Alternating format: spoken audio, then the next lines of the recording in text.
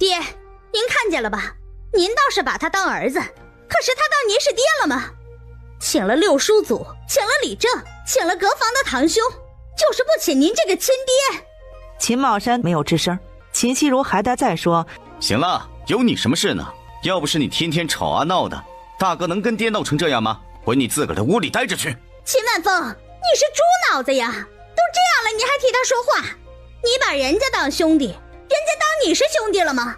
这会儿人家吃香的喝辣的，怎么就没有你的份儿呢？秦万峰是个暴脾气，当下二话不说上前扯了秦希如胳膊，拽着他便往屋里走。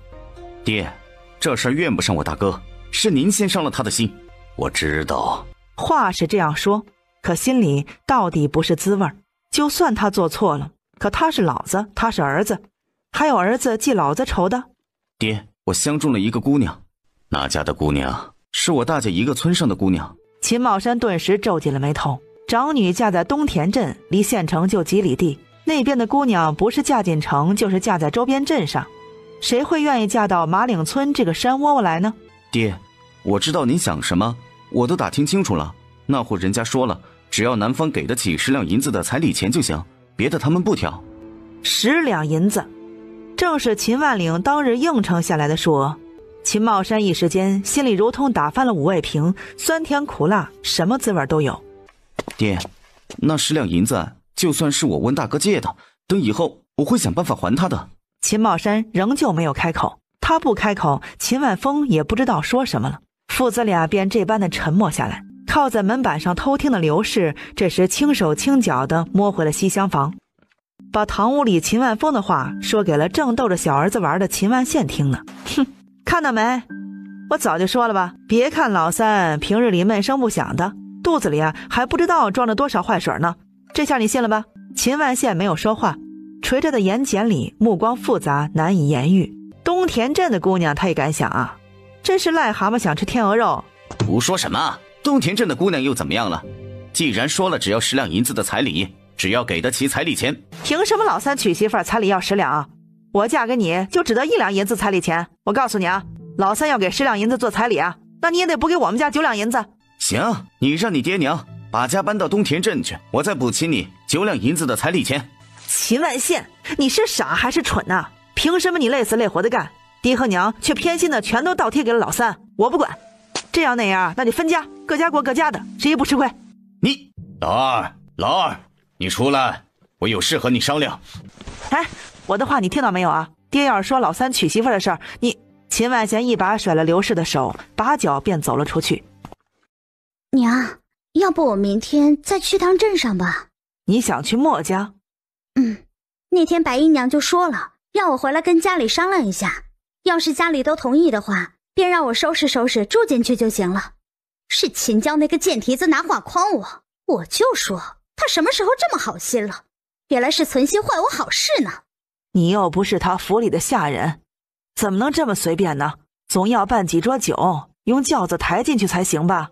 哎呀娘，你也不看那是什么样的人家，那可是墨家，多少人削尖了脑袋想进都进不去呢。再说了，那些都是虚的，等我真成了莫老爷的妾，什么样的好处没有啊？侯氏没有吱声。娘，我可跟你说了啊，错过这个村就没有那个店了，你可想清楚了。要不还是找你大姐商量一下吧。哎呀，商量什么呀？大姐住得那么远，怎么商量啊？等商量完了，黄花菜都凉了。侯氏被他吵得头疼，咬牙道：随便你，我不管了。那明天一早我就去镇上。还有，我想过了，这次去了我就留在墨家，等过上些日子我再捎信儿给你，你来墨家看我，行不行？好，别让你爹他们知道。我知道的。还有，也别让你二嫂知道。呸！从前看我二嫂觉得是个聪明的，现在才知道根本就是又蠢又坏，要不是看在道元和道成的份上，就该让我二哥休了他才是。别胡说。我没有胡说，不过也没关系，等回头咱们家有钱了，给二哥再讨房小妾就是。听说了没有？莫老太爷打算让莫二爷带着莫老爷去京城求医。突然响起的声音使秦希如手上动作一顿，他下意识地竖起耳朵。昨天县城回春堂的扁大夫不是已经看过了吗？人扁大夫不是说了，这病是好不了的，怎么又想着去京城了？谁知道呢？哎，对了，听说墨家大少爷下个月要去清溪书院读书了。清溪书院啊，那可是在全国都排得上名的。什么？全国排得上名？明明已经是大梁第一了，好吧？远的不说，就说这10年间的状元、探花、榜眼，咱们清溪书院就占了1半多，1半多啊！你知不知道？哎呀，那照你这样说的话，墨家大少爷怕不就是下一个状元郎吧？大叔，你们刚才说墨家的老爷他怎么了？小姑娘，你是墨家什么人啊？怎么打听起他们家的事来了？那个啊，有人介绍我去墨家当丫鬟，我这不才到镇上，还没有来得及去墨家，我就听到你们说莫老爷的事。哦，原来如此。我们刚才啊是在说莫老爷中风的事。小姑娘，你还不知道吧？几天前莫老爷中风了，脖子以下都不能动，连说话也都说不清楚。脖子以下都不能动，话也不能说，怎么会这样呢？中年人还说了什么，秦熙如已经不知道了。他捡起地上包袱，失魂落魄地往外走。等醒过神来时，他已经站在了自家的院门外，脸上分不清是泪水还是汗水，脸上一片灰败之色。小姑，那不是说你还在睡觉吗？你怎么在这里呀？屋里的刘氏听到声音走了出来，一抬头便看到院子外脸色白得像鬼，浑身上下都被汗水湿透的秦熙如。小英啊，你快去喊你奶来。熙如啊，你怎么了？中风了，中风了，不能动，话都不能说。熙如啊，熙如啊，出什么事儿了？你这是怎么了呀？你不是去镇上去莫府了吗？娘，你说什么？熙如去了莫家？好啊，你们娘俩贼心不死呢！我这就去喊了爹和万县回来，让他们看看你们娘俩做的什么好事儿。刘氏拔腿往外走，侯氏顾不得拦他，抓着秦熙如的手把她带回屋里，使唤着秦英去打了碗冷水来，一碗冷水照着秦熙如泼了过去。熙如，熙如啊，你不是去镇上了吗？出什么事儿了？你怎么又回来了？娘，莫老爷中风了，他中风了。城里回春堂的大夫说，这辈子都好不了了。不亚于一道炸雷在头顶响起。侯氏想了千百种可能，但没有一种是这样的。侯氏也想哭，但想到了跑去喊秦茂山和秦万县的刘氏，立刻打起精神，将秦熙如扯了起来。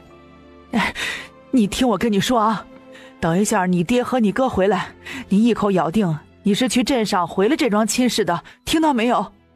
娘，您说我要不要去莫家看看再？看什么？他都是个摊子了，你难不成还去当丫鬟不成吗？秦万岭不是答应了给你5两压箱底的银子吗？有这5两银子，什么样的好人家说不上呢？你要这样作践自己啊？可什么事啊？你给我死了这心思啊！回头我再问问你大姐，之前介绍的那桩亲事，男方怎么说？虽然不如墨家，可那是正头娘子啊，吃穿用度也不愁啊。秦熙如眼泪簌簌地往下掉，满脸的不甘心，却又无可奈何。太阳落山前，秦万岭和秦万章回来了，正是外出劳作村民归家的时候，所以秦万岭手里牵着高大壮硕、皮包毛细、2只眼睛跟铜铃似的大黄牛，所有人都沸腾了。额宽面平，胸宽而深，背腰平直，眼大穿山，脚短扁圆，好牛，好牛啊！哎呦，还没起口，还是只小牛犊呢。万林啊，这牛花了多少银子呀？没花多少银子，没花多少银子是多少啊？是10两8两的，还是17、8两20两的？总得有个数，是不是？万岭不愿意回答这个问题，毕竟他们家昨天才买了地，今天又买了牛，暗地里已经不知道红了多少人的眼了，实在是没必要给自己再拉仇恨什么的。可不答显然也不行。没花多少，也就10来两银子。那到底是10几呀？11还是19？哎，我说秦老五，你什么意思呀？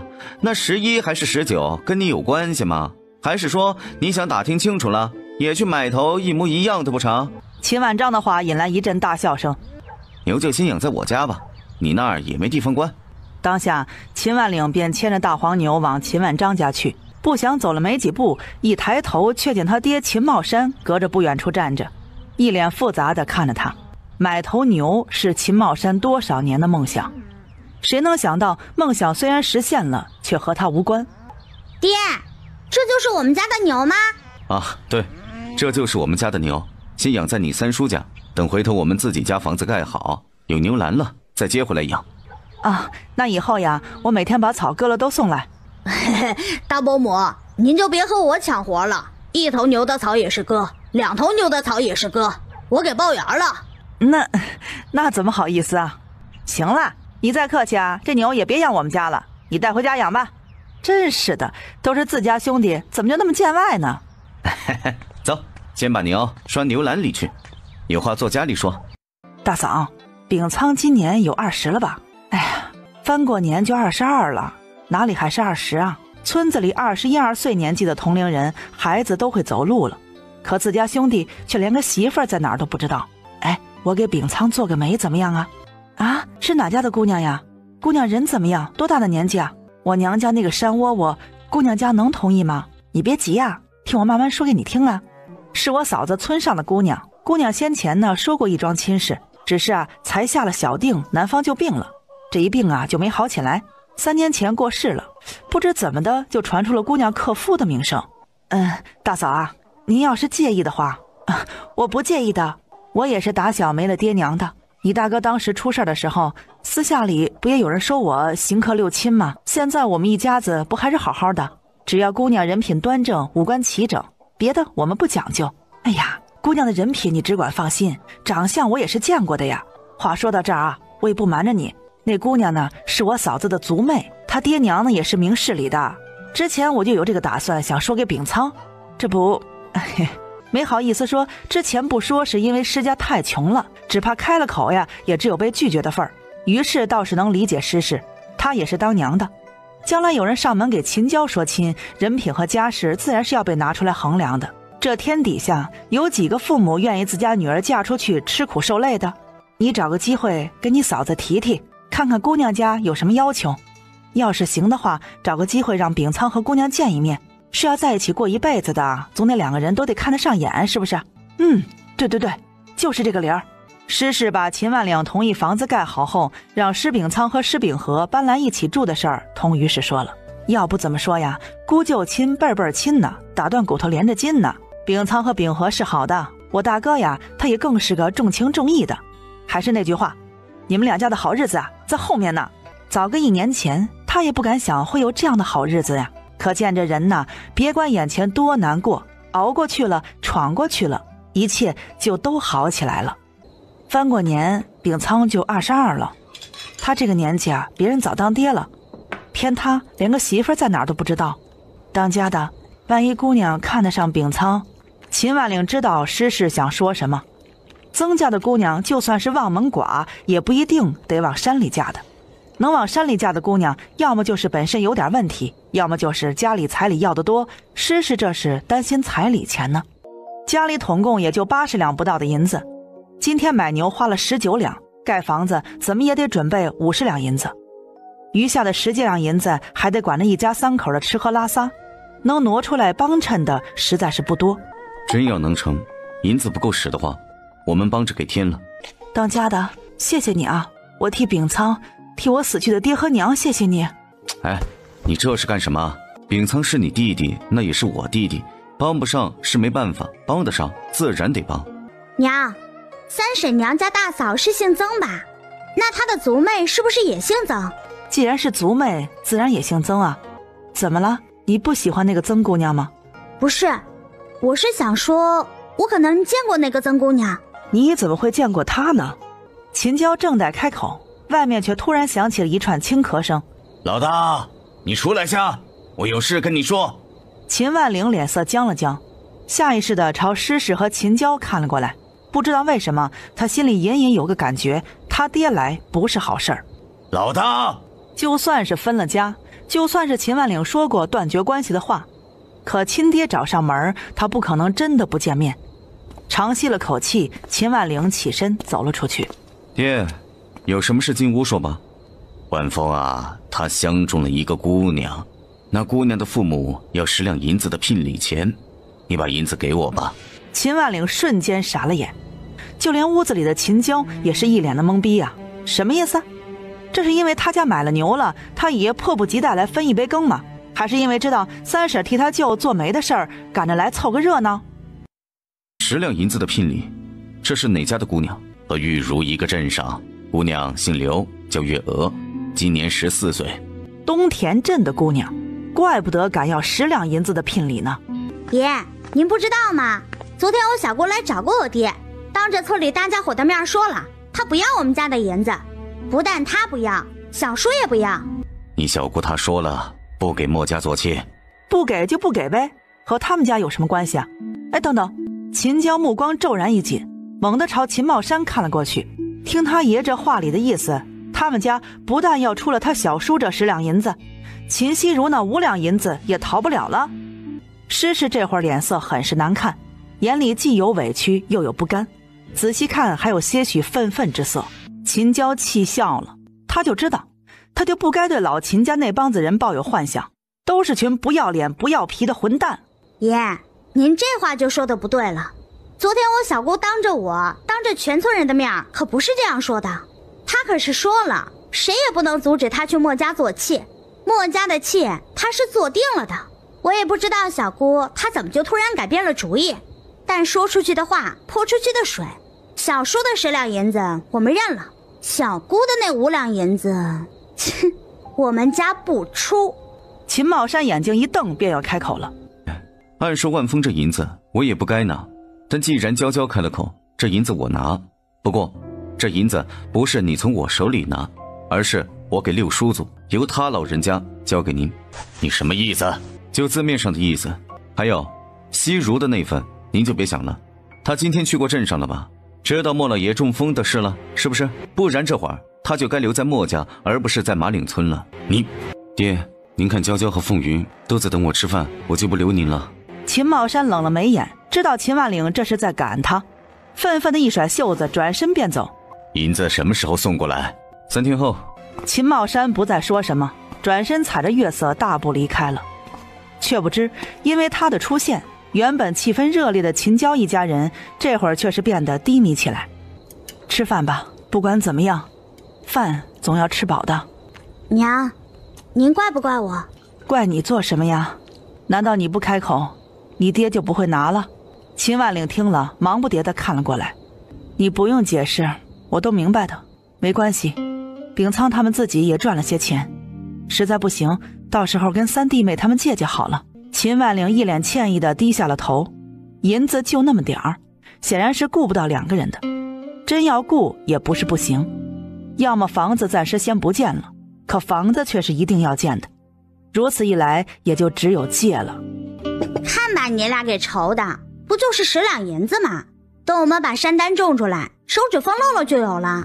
夫妻俩因着秦娇的话齐齐失笑，想着这短短几个月的功夫，他们从一无所有到有牛有地，还马上要建房子。像娇娇说的，山丹种出来了，还不是手指缝漏漏的事儿吗？秦娇猛地睁开眼，下一刻整个人都僵住了。满屋子的烟还有火光，伴着火光是噼里啪啦木头被烧裂的声音。爹娘，着火了！秦万岭和诗诗这时候也已经醒了，夫妻俩手忙脚乱的起床，诗诗急着去抱藏在床底的陶罐，秦万岭则随手抓样东西便朝外奔去。娇娇，快带着你娘出去，着火了！着火了！他本想先翻水缸，可水缸太大，他人又太小了，几次都没能成功。而浓烟已经熏得他眼前阵阵的发黑，仓促中他一头扎在了水缸里。娇娇，你在哪里呢？娘，我在这里，你听我说，你蹲着走，赶紧出去。他也不知道诗诗听到了没有，眼见的火势已经要往屋里蔓延进来，秦娇抓起水缸一边的小木桶，拎起一桶水便朝木质门板浇了过去。着火了！快来救火呀！娇娇，快带着你娘出去！他一把抢下秦娇手里的水桶，将秦娇和被他揽着的诗诗大力地往门外推去。等把秦娇娘俩推出去后，他自己却是反身冲回了屋里，冲到了水缸边，学着秦娇的样子，拎着水缸里的水一桶桶的往里浇。当家的，你快出来！眼见秦万岭没有回答，他将手里的陶罐往秦娇怀里一塞，拔腿便往火里冲。娘，您去喊三叔三婶来帮忙，我去找六叔祖和李正。诗诗还在犹豫，秦娇厉声道：还不快去，迟了我爹就没命了！诗诗不敢再耽搁，拔腿便往外跑。秦娇在诗诗离开后，本也打算去喊人的，却在下一刻步子一顿，想了想，他捡起地上一块石头，就着熊熊的火势把周遭都看了一遍。出来，我看见你了！然而除了噼里啪啦的火势和一声接一声的狗吠声外，再没有其他的。秦娇咬了咬牙，扔掉手里的石块，拔腿便跑去喊人了。娇娇，你爹和你娘呢？他们都出来了没有？秦建文嘴里问着话，手上动作不停，一桶水对烧得正旺的屋檐泼了过去。紧接着离得最近的秦玉峰父子几个拎着水桶赶了过来。见秦娇无一例外的问的都是诗诗和秦万岭逃出来了没有。秦娇取消了去找秦德顺和周一贵的打算，找到了秦建文说道：叔，我爹还在屋里，他还没有出来。秦建文一怔之后，二话不说，拔脚便往屋里冲，却被秦玉峰一把扯住了。哎，这样进去不行啊！我让永金回去拿被子了，把被子打湿披在身上进去找人。这时候秦万章已经带着秦道武急匆匆地赶了过来，一听说秦万岭没出来，也是急得拔腿便往屋里冲，同样被拦了下来。你们拦着我干什么？得赶紧进去把人弄出来，晚了要出事的。爹，您快出来！一片喧哗声中，突然从人群后方窜出一条人影，没等众人反应过来，来人一阵风似的扑进了冒着浓烟的火里。谁？刚才是谁进去了？不知道，没看清啊。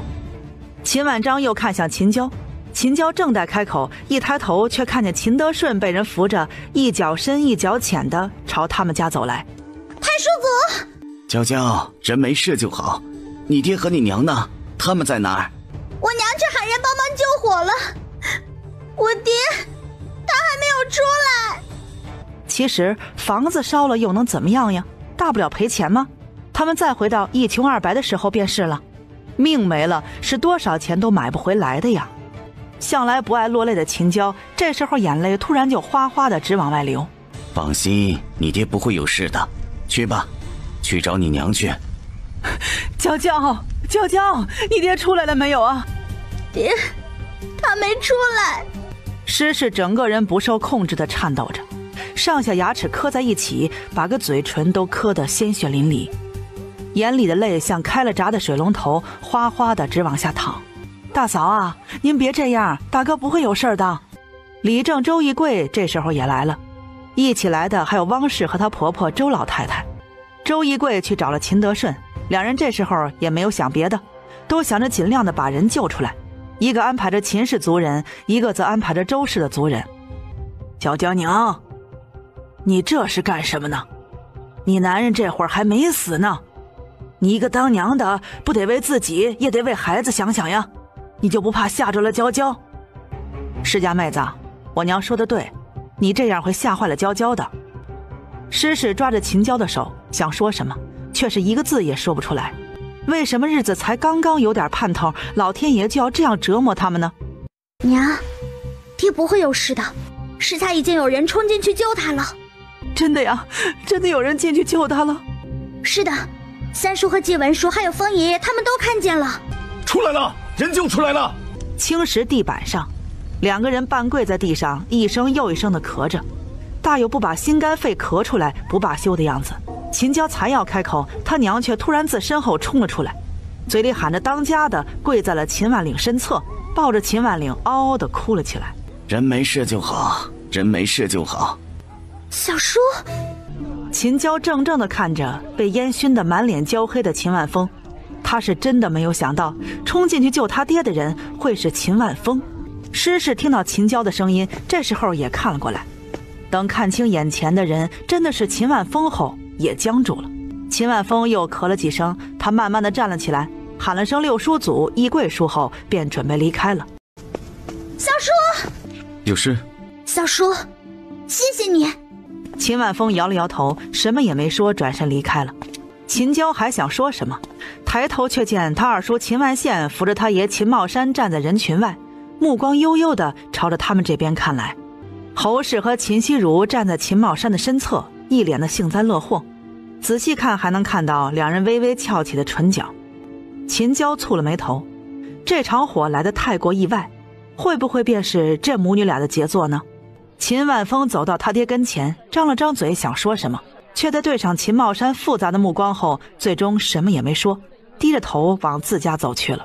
10两银子用得着把命都搭进去吗？秦万峰步子顿了顿，却仍旧是什么都没说，稍请继续往家走去。很快火便被扑灭了，再有半个时辰便就要天亮了。因这正是农忙的时间，秦德顺和周一贵在火势扑灭后便遣散了村民，让他们各自回家，抓紧时间歇歇，天亮好忙活地里的事儿。至于起火的原因以及祠堂的折损，这一切都稍后再说。娇娇，怎么不多睡会儿呢？睡不着。爹，我们房子还建吗？祠堂是秦氏族里的，不管是因为什么原因损坏，他们一家都是要负责任的。虽然还不知道损毁有多严重，修葺要多少银子，可想来总不可能是一笔小数目。房子建还是要建的，只是有可能不建青砖瓦房了。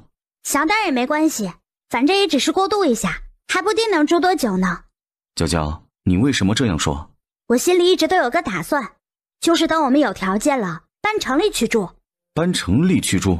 秦万岭和施氏夫妻俩面面相觑，他们想的最多的也就是有钱了多买几亩田，从来没有想过能离开马岭村，更没想过搬城里去住。城里那是什么地方？那是销金窟啊，喝口水都花钱的跟人买。爹，三叔，你们有没有觉得这火起得很奇怪？我和你三叔一宿没睡，刚才趁着天亮去看了一圈，我堆在东北角的那垛柴火少了一排，你三叔啊还在烧焦的青石板上看了桐油的痕迹。爹，报官。就算是报官又有什么用呢？衙门朝南开，有理没钱别进来。听说他们抓不到放火的，还要找我们的麻烦。不管能不能抓到人，官一定要报。半夜纵火，这是冲着我们的命来的。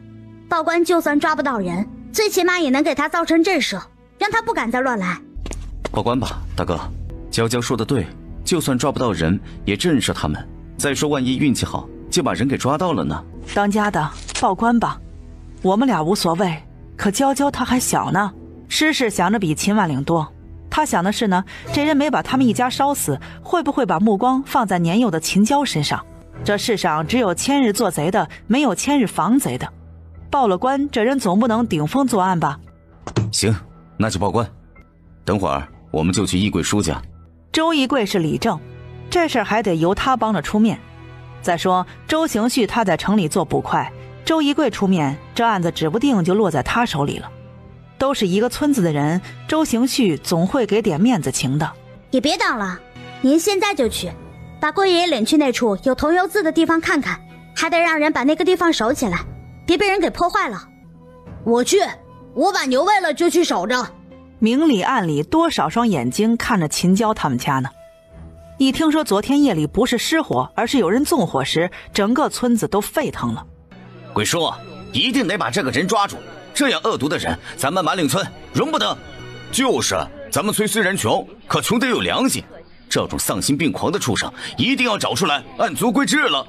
按什么族规呀？交给官府抽筋剥皮才对。出了这样大的事儿，谁的压力最大呢？周一贵的压力才最大呢。他是周氏族长，更是马岭村的理政，掌管着一村之事。村里出这样大的事儿，官府要追究的话，他第一个就要负责任。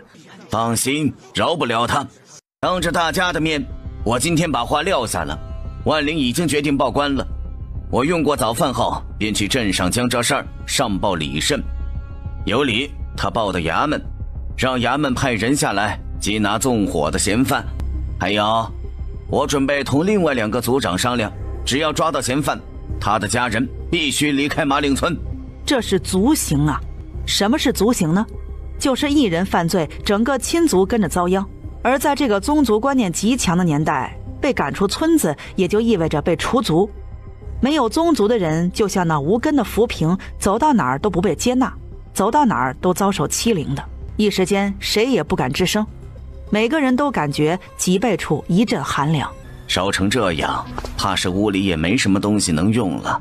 你干脆也别进去了，尽量保证现场的完整性，回头衙门来人了也好办事啊。知道了，衣柜叔，我们不进去。心里却是暗自庆幸，还好装银票和藏钱的罐子昨天被爆出来了，不然就算能留下，吴幸存这会儿也拿不出来了。这是你们秦氏的祠堂，是抓到人后再说休憩的事，还是你们商量下你们族长吧。我会的，谢谢您，衣柜叔。叔，我送您回去吧。忙你的吧，我自己回去就行了。话是这样说，但秦万岭还是陪着周义贵往家走去了。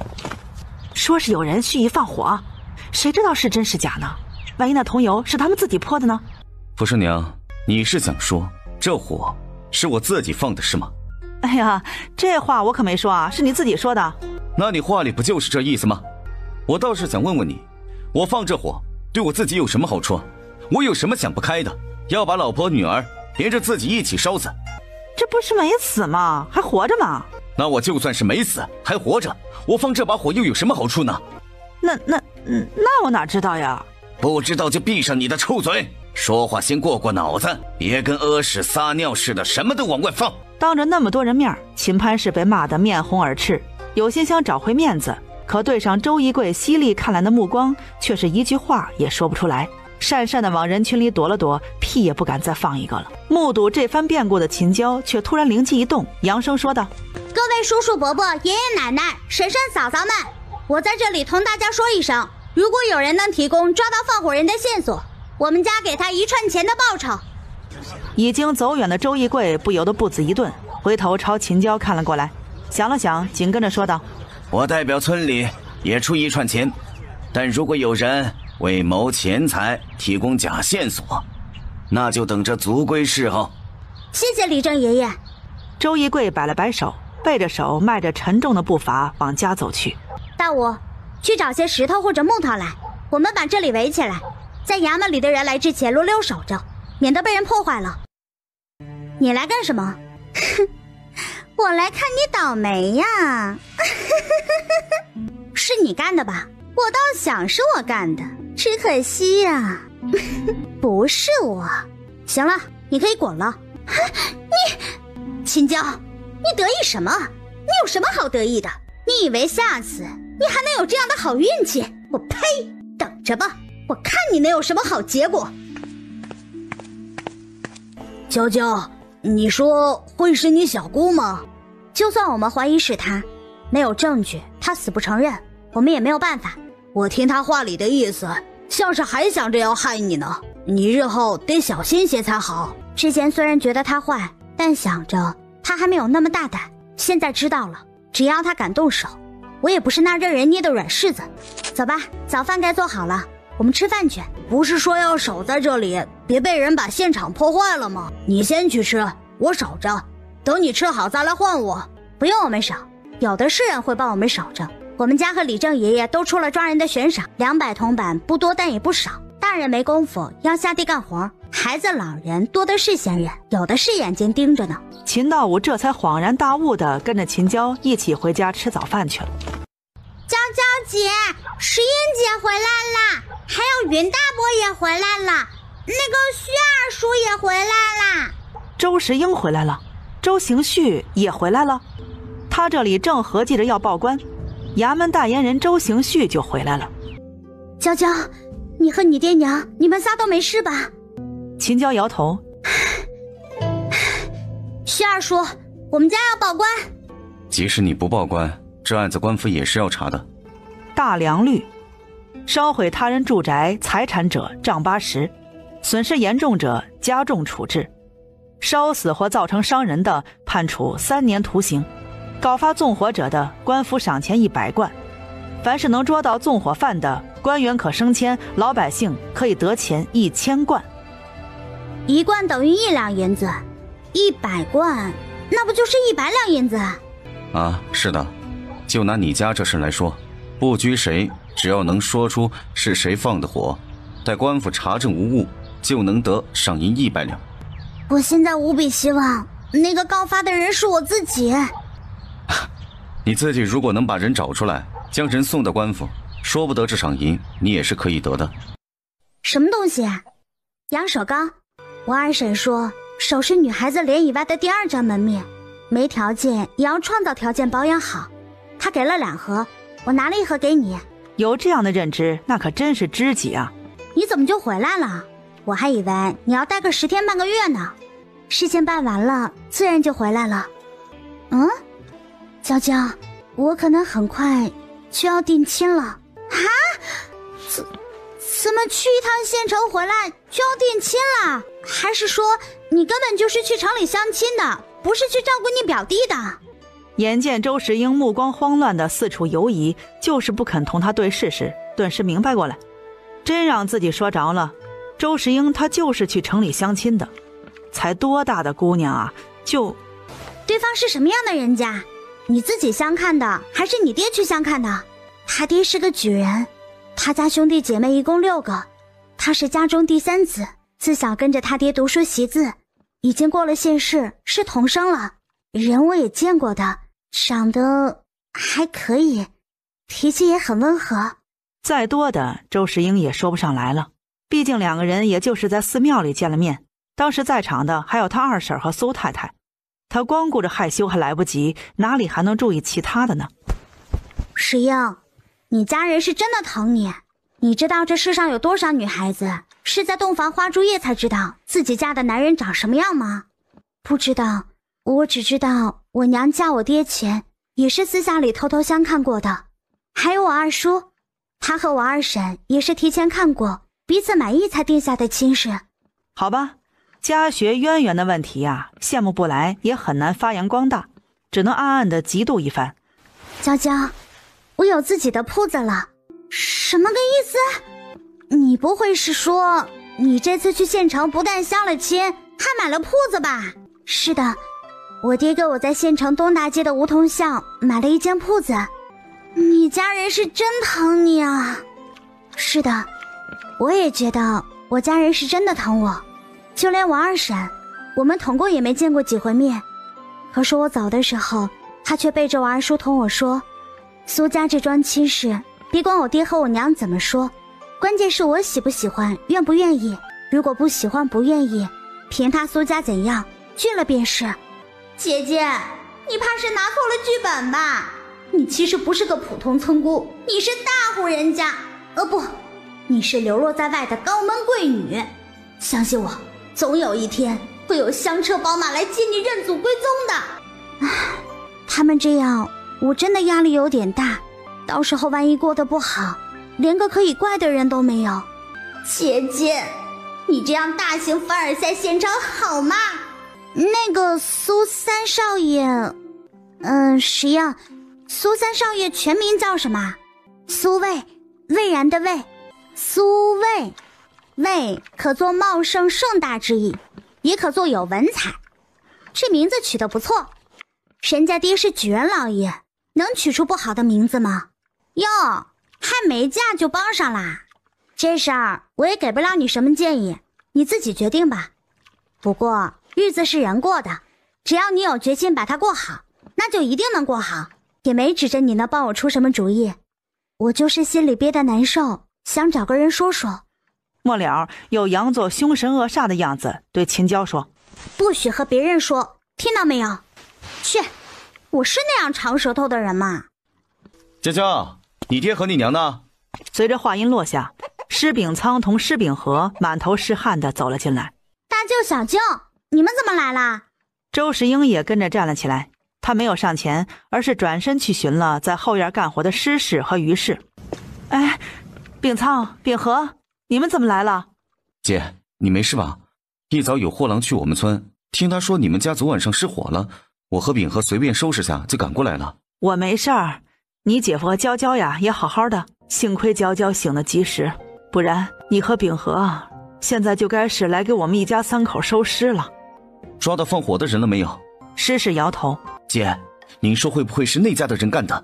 施氏心想何曾不怀疑，只是无凭无据的事儿想想可以，说却是不能说的，特别是自家这个暴脾气的弟弟。哎呀，不是，不可能是他们的。怎么？当时那么危险，还是娇娇他小叔冲进火里把你姐夫背出来的。哎呦，怎么都站在外面说话呢？这么热天，快进屋坐下喝口水解解暑啊。娇娇，我回家去了，你这段时间晚上都来我家和我睡吧。不用，我三叔家有屋子住。周世英也不勉强，留下一句我得空来找你玩便走了。施秉仓正问施氏有什么打算，要不要带着秦娇回娘家去住几天呢？我和你姐夫商量了，等把祠堂银子赔了后就雇人建房子，你俩来的正好，也省得我让人捎信给你们了。你姐夫的意思啊，这会子天正热着，那边地又有，先搭个茅草房过渡一下，等天冷新房子也建好了，我们可以搬进去过冬了。那行，我和秉和这几天就先不回去了。大嫂，我把娘家侄儿呀喊2个来给你帮忙吧。施氏才要拒绝，对上于氏看来的目光，蓦然想起于氏给曾家姑娘保媒的事儿。那可真是要谢谢你了，三弟妹，一家人不说2家话。秦娇不知道他娘和于氏打的什么眉眼官司，想着他家呢既要建新房又要开荒，光靠他爹一个人哪里能忙得过来呢？他娘搞搞后勤工作还可以，别的就……姐，这里有10两银子，是这几次采药卖的钱，你拿着先用。我和秉和商量过了，我继续采药，他专门挖山丹。我不要，你拿回去，我手里有钱，等要用的时候再问你拿。哎呀，你放手里，用不完再还我就是了。施氏还要推辞，施秉仓往他手里一塞，招呼着担着担的施秉和便往外走。姐，三嫂，我们走了啊。哎，于是和施氏将人送出门。施氏看着走远的兄弟2人，抬手拭了眼角的泪，都是我这个做姐姐的没用，帮不上他们不说吧，还总是连累他们。别这样说啊，秉仓和秉和他们要知道你这样想，肯定会难过的。再说了，兄弟姐妹不就是这样吗？你有难的时候我帮你，我有难的时候呢你帮我。次日，秦万灵赶着牛车载着秦娇去镇上买图纸，刚出村口便看见前面背着篓子埋头赶路的望秋。万秋，娇娇，万里叔，你们这是要去哪里啊？我和我爹去镇上，你呢？你去哪儿？要是顺路的话，你坐我们的牛车去吧。嘿嘿，顺路，简直是太顺路了。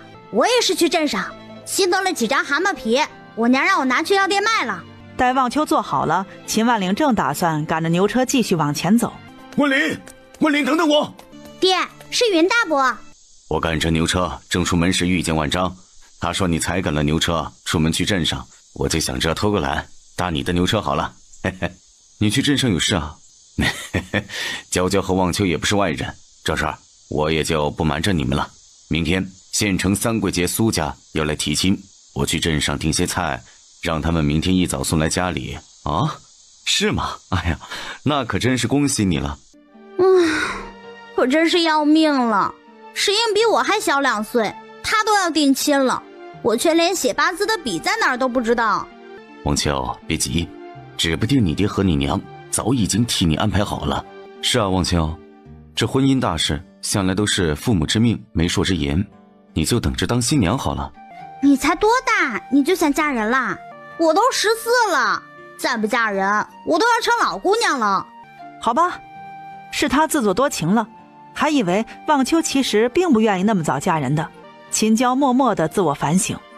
秦娇想着有好些日子没见着廖老先生了，既然来了镇上，于情于理他都应该上门问个好才是，便决定和望秋一起去百草堂。望秋来卖蝉衣，我来办事，想着好些日子没有见到老先生了，来看看他老人家。哎呦，你来看老掌柜啊？那可真不巧，老掌柜今天有客人，怕是不方便见你。没事，我就是来看看他，今天看不了，下次再看便是。望秋姑娘，你今天带了多少蝉衣来？我先给过目，要是货没问题，我们还是按老价钱给，你看怎么样？可以的。都在这里面。小哥，你拿去验货吧。20张蝉衣，同共得银1两，铜钱40枚。秦娇嘱咐望秋把银钱收好了，两人辞了伙计，结伴地往外走去。出了百草堂，望秋打算开口，却见秦娇突然凝了目光，朝对面的蓬莱茶楼看去。怎么了，娇娇？秦娇目光在人群中巡视，约莫半盏茶的功夫，收了目光，对望秋说：走吧，可能是我弄错了。望秋一头雾水地跟在后面，游子问道：怎么了嘛，娇娇？我刚才感觉有人在看我，可是又找不到人。望秋连忙回头看去，却在下一刻整个人猛地僵在了原地。听到了望秋的声音，秦娇步子一顿，回头看来，见望秋怔怔地站在原地，不由得顺着他的目光的方向看去，这一抬头不由得也跟着怔了怔，却原来是对面蓬莱茶楼临街2层的雅室里，几名穿着白领斜襟竹青色长衫的学子此刻正站在大开的窗前谈笑风生。一名长相斯文俊秀的少年正对着他和望秋的方向微微地笑着。望秋，发什么呆呢？走吧，找我爹去。望秋哦了一声，转身跟着秦娇往外走。走了几步，突然停下脚步，回头朝身后看去，只却扑了个空，窗前空空如也，一个人影也没有。别看了，再看也不是你盘子里的菜。不是，娇娇，他刚才在对我笑，你看到了的是不是？姐姐，这大街上人来人往，那么多人，你怎么确定他是对你笑，不是对别人笑？是哦，我们又不认识，怎么可能是对我笑呢？他向来是个心大的人，一阵纠结过后，便将这事儿扔在脑后了。秦娇却是少不得多想了想，那暗中窥探的目光是他的错觉还是其他？还有那个笑容温暖明亮的少年，他的那个微笑是给谁的？爹，怎么样？打听清楚了没有？我们去哪家？打听清楚了，都说唐记牙房好，价钱公道不说，还可以按客人要求修改图纸。那我们现在就去唐记吧。秦姑娘，留步！这一看才发现是百草堂的伙计，正着急忙慌地朝着他跑来。出什么事了？不会是钱算错了，来让你退钱的吧？不会吧？他算了一遍，我算了一遍，你也算了一遍呀。运气不错，才跑了半条街就把姑娘给找到了。有事？是这样的，你走后有人递帖子求见我们老掌柜的客人战公子。听说你来过，战公子但提出想见见你。秦姑娘有所不知战公子从漳州来，之前你卖给我们的那些药材全都是老掌柜替他们家收的。原来如此。秦娇想着他即将要中的百合，不带一丝犹豫地对着伙计说：那我们走吧，别让贵客久等了。这倒是不急的，战公子被人请走了，最快也要到中饭前回来。我们老掌柜说了，秦姑娘若是不嫌弃，中午一起用餐便饭。吃饭就算了，我正好有事要办，办完事估摸着也不早了。这样吧，我回家前去一趟你们药堂，你看行吗？伙计自然没什么意见，赶着回去回话了。老掌柜，秦姑娘来了。哎呦，姑娘怎的来得这般迟叫我家老掌柜好等。呀，那可真是对不住了。今天的后院应该是特意收拾过了，廖老先生养的几盆鹤鱼也开花了，翠绿的叶，洁白的花，给人一种清新雅致、恬淡自然的感觉。按说花已经这般的清丽脱俗，叫人见之难忘，可此刻站在花边的人却是比花还要的冷峻清丽、曲雅脱俗。哇，娇娇，这人长得可真好看呢。姐姐，你真的是直率且坦诚。不过看惯美男的秦娇也不得不承认，眼前的男子确实长得不错。怎么来得这么晚？用过午饭了吗？吃过了的。我之前不是同你说过，我有个同门师兄在漳州吗？实话同你说，我从你那里收的药大部分都是卖给他了，他现在急缺一味药，想让你帮着找一找，你有没有兴趣怎么会没兴趣呢？他这会儿可正缺银子呢。不知道缺的是哪位药材？麒麟，你过来，这就是你想见的秦娇，秦姑娘。秦姑娘，在下战麒麟。战公子好，这是我爹。待战麒麟同秦万岭见过礼后，秦娇又将望秋引荐给他。战麒麟一手行礼，望秋红着脸哆嗦着小腿肚，学着秦娇的样子还他一个万福礼。秦姑娘，你知道黑结草吗？黑结草？那不是位居9大仙草之首，拥有着药中黄金美称的铁皮石斛吗？知道。战公子需要的就是这味药材吗？不错，我要的便是这味药材，只要姑娘能找到，价格不是问题。对不起，这一样我觉得我们山里应该没有。黑结草喜温暖湿润气候和半阴半阳的环境，不耐寒，且一般都是在高山绝壁之上生长。我们村最高的山也达不到它的生长要求。我之前也只是想着碰碰运气，可听姑娘这样说，却觉得这黑结草只有姑娘能找着。秦姑娘，牛樟芝这样难得的东西你都能找到，黑结草必然不在话下。我可以先付姑娘50两银子的酬劳，找到后卖价另算，找不到这50两银子就算是姑娘的辛苦费，你看如何？不。秦姑娘，不瞒秦姑娘，这黑结草对我们家很重要，用一句生死存亡来形容也不为过。还请秦姑娘要者仁心，帮换一二，只要战家能度过眼前困局，来日只要姑娘有所求，战家和福满门，绝无二话。秦娇顿时觉得压力山大。娇娇，如果不是什么难事，你就帮一把吧。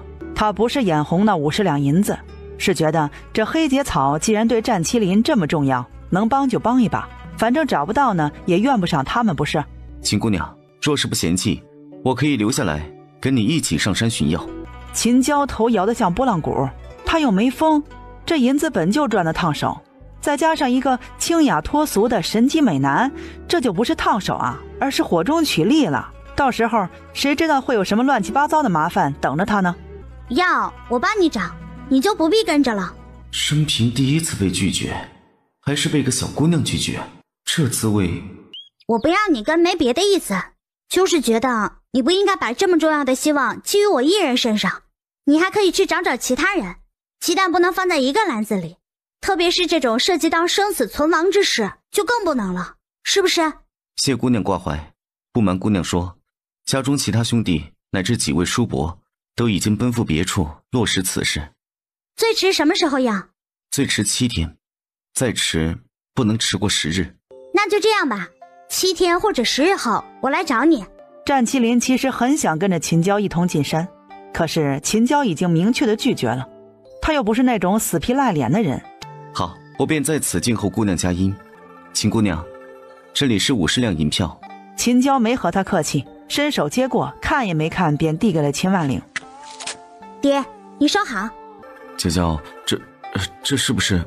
秦叔，你便收下吧，你不收我反而不安心。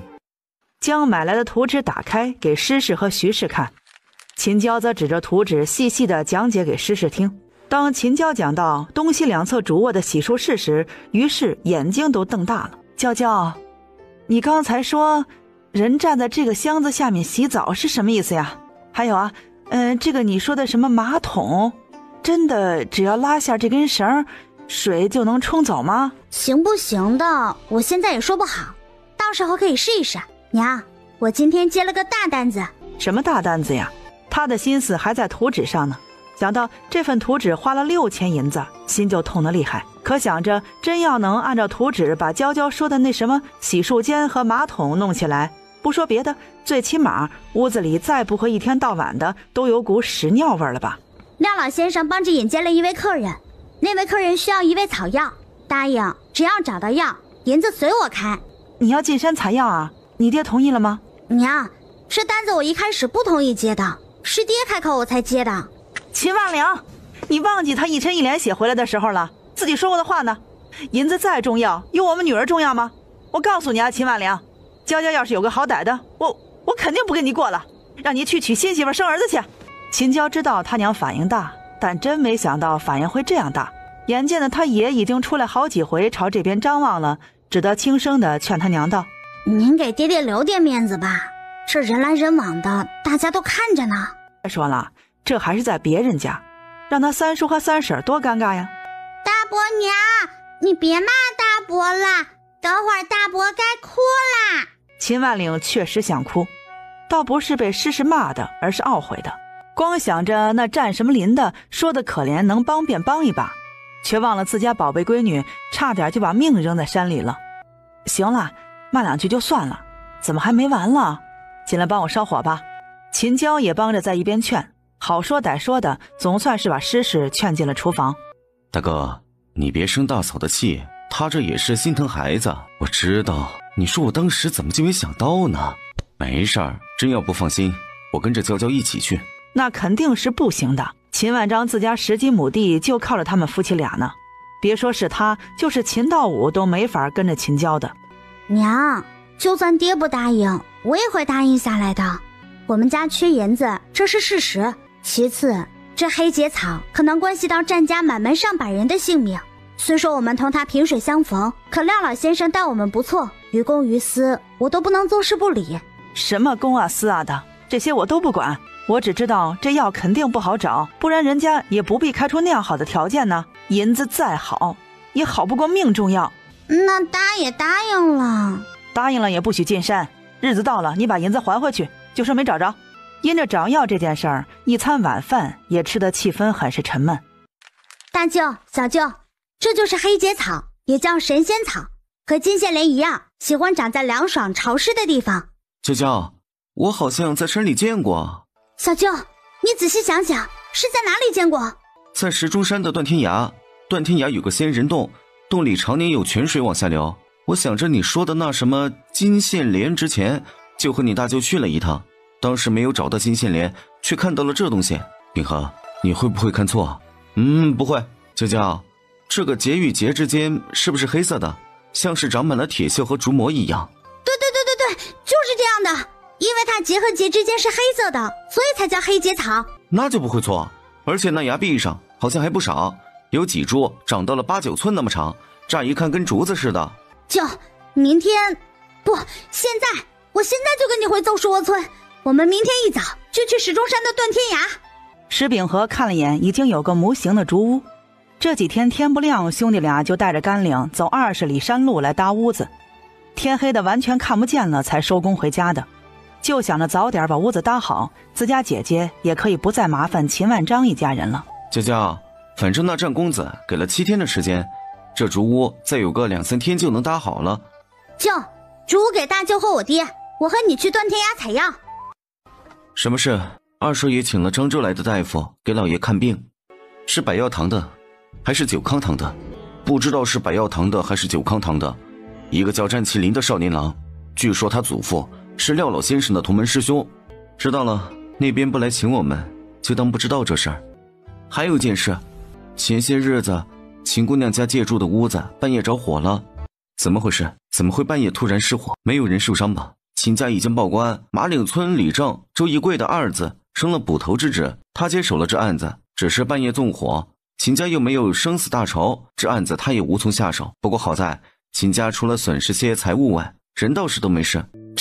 怎么就没有生死大仇了？当日不是还有人想要掳了小姑娘卖到扬州去吗？您是说秦家的火是韶年院那位使人做的？应该不是他。不怪祥林这样说，当日莫名城出事后，莫老太爷不但处理了韶年院里里外外侍候的人，还让鲁太的大儿媳妇田氏接管了韶年院。在他的看管下，别说白事出府找帮手害人，就是想出韶年院的门都难。不是他还能是谁？莫名城嫌弃地看脸祥林，他。祥林霎时醒悟过来，莫大少爷的这个他指的是谁了？二少爷，您是说秦家的事可能是二少爷的手笔？莫名城没有说话，只是冷冷的一个目光扫了过去，似乎在指责祥林问的是废话。小的这就去查，小姑娘还有姑姑一起查了吧。自二少爷放出话说要带着老爷去府城看病后，他结交的那些狐朋狗友隔3差5便喊了他出去，说是要给他践行。一伙人不是聚在蓬莱茶楼喝茶听曲，便是窝在春风楼呼杯换盏。秦姑娘出事的那个夜里，二少爷中午醉酒被送回家里，在屋里躺了几个时辰，半夜饿醒了，还让厨房煮了锅白粥。这也就是说，莫奇有不在场的证据。你会傻到自己赶几10里路去放火吗？贺武那里也查了，因为那日二少爷在您这里没讨到好处，回去二少爷便拿贺武撒气，让人打了他10几板子，前2天贺武才能下床，简直是无懈可击。可却正是因为这样无懈可击，才叫莫明成越发笃定这件事同莫奇脱不了干系。当然，这事到了这里，再让祥林查肯定是查不到什么的，那就只有他亲自出手了。小姑娘的那个姑姑呢？就是之前打着秦姑娘名义上门来求见你，结果却被下人引去少年院，被白氏看中，要给老爷做妾的那个姑姑吗？除了这个姑姑，小姑娘还有哪个姑姑吗？哦，秦姑娘确实还有个姑姑，嫁在东田镇刘家。眼见莫明成目光冷刀子似的扫了过来，祥林连忙话锋一转的说道：秦姑娘的那个小姑姑在老爷出事后来过一趟，但并没有进府。没有进府，那是怎么知道她来过的？是蓬莱茶楼的小二说的。那天还闹出了不小的动静，因为那姑娘说的话句句不离老爷，小二这才把人记住了。恰巧我去打听二少爷的事，他就给说出来了。既不是莫奇，也不是秦熙如，那小姑娘家的这场火是谁放的呢？半夜放火已经不是单纯泄愤那么简单，而是奔着谋命去的。一日不将这人找出来，怕是小姑娘一日都不得安心。丽宇，你去少年院把莫奇带来，我要见他。门外候着的丽宇应了一声，便去办差了。小姑娘年纪小，才死只蚂蚁，怕是都要心疼半天。她那个姑姑却是个又蠢又坏的，这样的人活在世上实在浪费粮食。少爷想怎么做？扬州是个好地方。少爷，事情也未必就和秦姑娘的小姑有关，您宁可错杀，不可错放。祥林点头表示明白了。若不是那秦姑娘还是个才留头的小姑娘，他似乎都要怀疑这位大少爷是不是看上人家了。祥林离开没多久，丽宇回来了，看着空空如也的门口。他不肯来，小的没用，是我疏忽了，这趟不应该叫你去，应该叫鲁宁去才是。大少爷，人带来了，您是在屋里问话还是在院里问话？进来吧，扔地上吧。砰一声响，鲁宁真就将人扔在了地上。你个狗奴才，我！声音戛然而止。莫明成缓缓走上前，摆了摆手，示意鲁宁退下。莫川，你知道吗？我其实很喜欢这种你明明恨我要死，却又拿我无可奈何的样子。小姑娘家的火是不是你让人去放的？没错，是我，就是我让人放的。你能拿我怎么样？我能拿你怎么样？莫明成找了一圈，目光停留在门后角落的门栓上，走上前捡起门栓试试手感，觉得还可以，这才转身朝已经站起很是得意的莫奇走去。莫川，你想干什么？你不是很想知道我能拿你怎么样吗？没等笑意扩散到眼角，他手里的门栓对着莫奇重重地抡了下去。莫奇虽然早有防备，可奈何莫明成出手的角度实在刁钻，愣是没能躲过，硬生生地挨了一棒子。没等莫奇痛呼出声，第2棒、第3棒、第4棒雨点子般的落了下来。毛川，你这个疯子，你有本事今天就打死我，不然我跟你没完！那丫头片子没死吧？我告诉你，只要我能活着出去，我弄不死你，我一定弄死她！二少爷，你差不多就得了，这事明明不是你做的，你为什么还要往身上揽？大少爷是什么脾气，你不知道？你哪回惹他得到过好？大少爷，您息怒，别的什么也不想，只请大少爷您想想自个儿。莫明成是要参加科举的人，倘若背负一个师弟的名声，哪怕这个弟弟是庶出，哪怕庶出的还是个人渣，可今天真要把莫奇打死了，这便将是他一生的污点，仕途必然会受影响。放心，他还不配死在我手里。这世上最大的羞辱便是不屑一顾。莫明成的话成功地激怒了莫奇，他不顾满头满脸的血，嗷嗷叫着要朝莫明成扑去。二少爷，你想想白姨娘，想想她。莫奇顿时一僵，姨娘已经失去父亲这座靠山了，她要是再没了，姨娘怎么办呢？你应该庆幸小姑娘没事，不然怎样？莫奇陡然发力，一把将丽宇推开，跌跌撞撞地冲到了莫明成的跟前，嘶声地吼道：杀了我吗？为了个毛都没长齐的丫头，你便要杀了自己的亲弟弟吗？你！声音突然顿住，莫奇眸色变幻着，他感觉这一刻自己似乎触碰到了什么禁地了。莫川，小丫头，原来真是让人恶心。我就说一个爹生的，我若是那茅坑里的石头，你又能好到哪儿去？一个毛都没长齐的丫头就惦记上了。哼，莫川啊莫川。莫明成冷眼地看着莫奇，也不打断他的话，任凭他污言秽语地说一通。完了，默默地拾起被他扔在地上的木栓。厉雨心想，完了，这下是真的要出人命了。莫奇先前还不觉得，等感觉到屋里气温骤降，莫明成再度抡起门栓，照着他的面门抡下来时，他二话不说，拔腿便跑。他不能死啊，他要留着命继续和莫川斗呢。从前斗不赢是因为他不知道莫川的痛处，好不容易抓住了莫川的命门，他怎么还能死在这儿呢？救命！救命啊！莫川要杀人了！